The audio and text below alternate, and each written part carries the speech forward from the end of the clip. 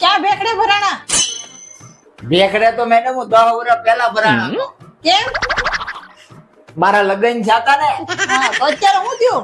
અત્યારે એનું રિએક્શન આવ્યું છે. ઘરવાળીએ માર્યો. હું કામ માર્યા?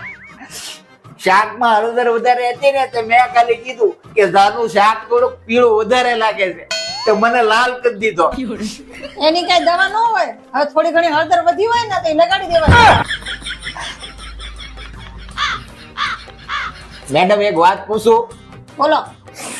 તમે તમારા ઘરવાળાને આમ બારો છો? એ મારી બાઈની સિક્રેટ કહેવાય, તમને ન કહેવાનું હોય. ટૂંકમાં તમે બધી બાયું હરીક્યું છો એમ જો ને.